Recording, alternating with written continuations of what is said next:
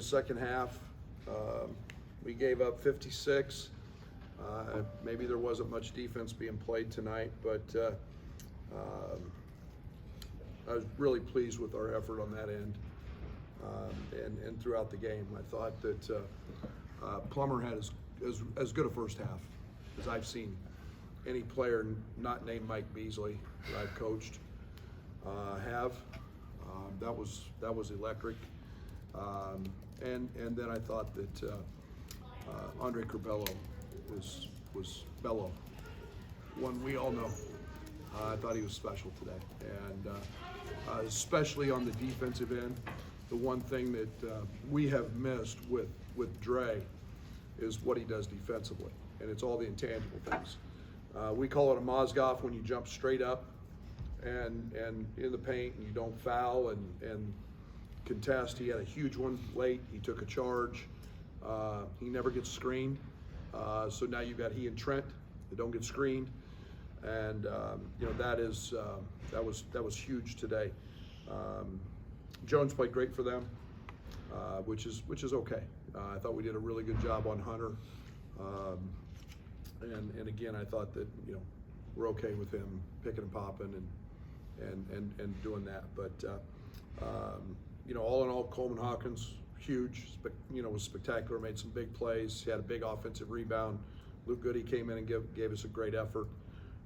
And I thought it was a game where the offense was really good, and we were up to that standard. And Kofi was truly great tonight. So, Brett, when you get all those contributions of so many guys you're talking about all in one game, what's that show about your team entering now March? Well, I hope pick your poison, and it's, again, I think that, we know most teams are going to try to stop Kofi. Plummer's been just spectacular, and a little quieter second half. Most of that was based, more on the defensive side of things than anything else, but also the way they were guarding him. They were topping him, and then we got Kofi going. So, I thought Trent was the right amount of aggression tonight. I thought Trent was great, and I like that balance. Has Trent just maybe grabbed the closer title at this point? Yeah, he took it from Io. Io doesn't have that thing anymore. That's all his. I'd like to tell you again, it was a great play. No, it was a dude making a play. And when you get to this level, you got to have guys make plays, and Trent just made.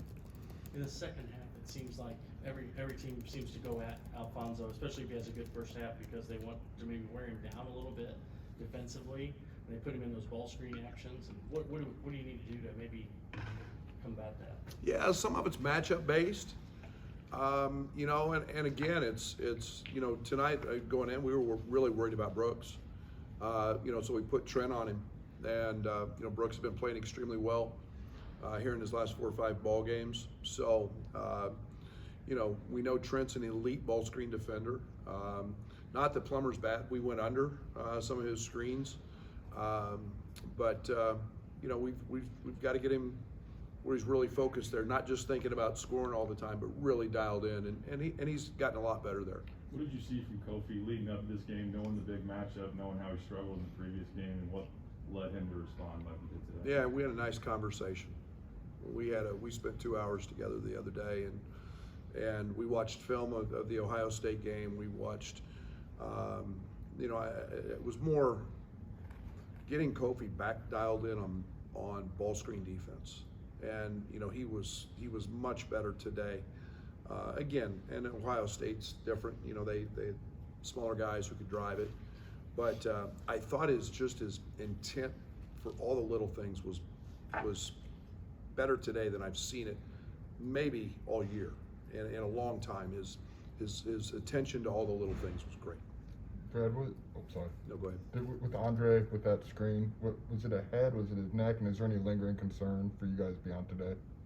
He seemed fine, but beyond that, he seemed fine in the locker room. He was bouncing off walls, so I'm praying that there's not. And then with this team, is this as close that you guys have been to what you maybe envisioned in the summer and the fall, just some of the contributions all over and Yeah, I mean, we're still missing RJ and Ben, and both those guys have been a piece of what we're doing, and vision that. I think that tonight's the first night I felt the balance, the ball screen offense, the post up options, the ability to go make plays and get guys shots. Tonight was the most comfortable I've felt as a coach coaching that side of the ball in a long time, just simply because we had some things going, we had some things to work with, and we haven't ball screened much, but Kofi set great screens and he got at them. So yeah, it was pretty much like that in August. On a comfortable front, I mean, just with Bello, did it seem like he just had settled into maybe, like you said, kind of being himself again? Yeah, I don't want to speak for Curbelo because I can't imagine what that guy's gone through this year, and the expectations and then just sitting, doing nothing, not being able to do a thing, and the frustration, anxiety that came with all of that. But he had a really good week of practice. He's practicing, he's working, he's getting better, and that level of commitment gives us three really, really, really good guards. And I mean commitment in terms of 20 minutes and dominating a game, but the ability to play more, or the ability to rest Trent more because he guards so well. And I'm really comfortable with what he's doing. You talked about Trent having a need to have a mentality that needs to get 30, and you used the word thirst yesterday when talking with us. But he didn't hunt too much today, and you said he was the perfect amount of aggression. Can you describe how much just his knowledge of everything he's been through helps him in that area? Yeah, I mean, we tried to get him really going early, and told him he needed to be aggressive early. Getting him off to a good start was important. We ran the first play of the second half to get him going as well, make him make a decision, not just pass and give it up. But he's Trent's, man, it's hard to describe a guy that you have total trust in, and know that he's going to make the right play, and he has the right feel for what he's doing. And I mean, he was sitting there tonight, and there was a play where he saw him flip a screen, and he's telling Kofi, don't set it, and boom, throws it to Kofi on a little slip for a layup. I mean, most guys can't make that play, and then make that with that level of intelligence. Brad, what did you make of Coleman's excelling on both sides of the ball, and do you think this was his best performance of the season? It's close. Coleman will be perfect when I get that little bit of angst and anxiety and emotion that when he gets frustrated, then when he gets that out of his game, man, but gosh darn, that offensive rebound, his ability to guard, and we can play open now, 5 out with him, as a 5-man. He loves that. He dimed some people up tonight. He's been great. Sticking with Coleman, you seemed to kind of get on him at one point after a Musa bucket, and you called timeout. To see him respond the way he did, what did that mean to you? Well, and again, that's what I'm talking about with him. I want him to be. He has no idea how good he could be. He has no idea, and just I don't know what the right word is. The frustration sometimes that he shows when he makes a mistake, or anxiety, or whatever. He's got to get rid of that, and that doesn't do him any good. He dwells on it, and we're trying to just be a next play guy. Next play. He messed up. Next play. And as soon as he starts showing that emotional immaturity, whatever, then I'm getting on him, and he knows that. And those are some things we talked about. Right. The last 2 road games we won, the other team got it to a 1 possession, and Kofi makes I would say, a clutch basket. Is that something that's grown in his game? I don't know. Is that something you could have done last year with him? Go to him. I don't know if he was asked to do that, but he's done it in 2 road games. I'm just wondering your thoughts on him being kind of clutch with it. Well, he's pretty good. I mean, he's a pretty good player, and I like Kofi a lot. 6 feet from the front of the rim, shooting a jump hook, and he was mad because I drew up the what we call a baseline line, our full court press, out of bounds play, you know, looks like a football formation, and he was mad because I ran him out of there. And you know, he's confident that he can make the free throws. So yeah, that's experience and maturity and growth and all of those things. And to be honest, last year we had the best closer in basketball, so you know, his role changed. Jeremy's question about the play over Hunter, who had 4 fouls. You taking at him? Describe how that play was designed.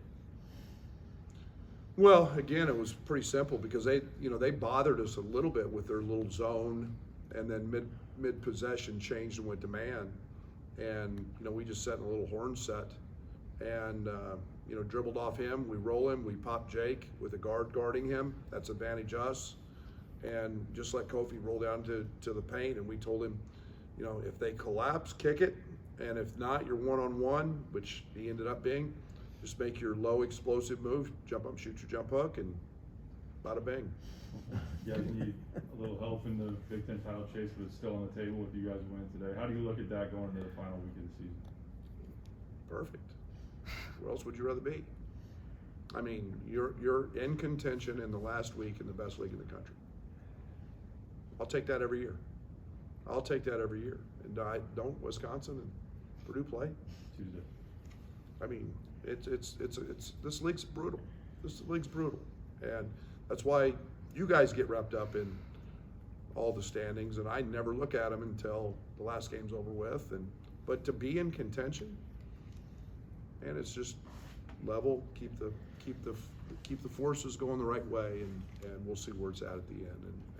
But to be there in the last week of the season, can you ask for anything more? Not in my book. Not in the best league in the country. But you will be cheering for Purdue on Tuesday. I probably won't watch it. We'll see what happens when it's over. Okay, this is the last one. But the season you guys had, and the up and down, was there a point where you thought it's going to be really hard? Because I knew you were excited in the offseason, the fall, about what you guys had. Did you think, well, I don't know if we're going to get back to that, just given where I never think that. If you think that, then I'm not thinking that at all.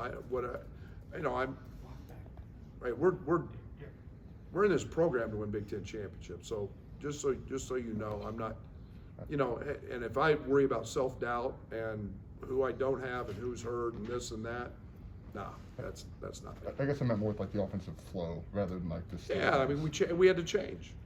We had to compromise. We had to do things differently, simply based on personnel. And you know, I thought we'd score 90 every game. I told you guys I wanted to be faster. It didn't work. And personnel changed. And Hutch was out, and you know, we had to play without point guards, and so we found a way to play that suited this group of guys and those freshmen, and so here we are. Last question, Brad. 200th win in your career. What's it mean to get it on a day like this, in a game like this? You know, I mean this in all seriousness, and I didn't know it till they mentioned it on the radio. I'm really blessed, and I mean that. I say it all the time. You're only as good as the staff you put around you and the people you put around you. I work really hard to try to put the best group of people, not coaches, people around me that I can. I'd be very remiss if I didn't mention I have a terrific wife and a very, very supportive wife who's been through a lot.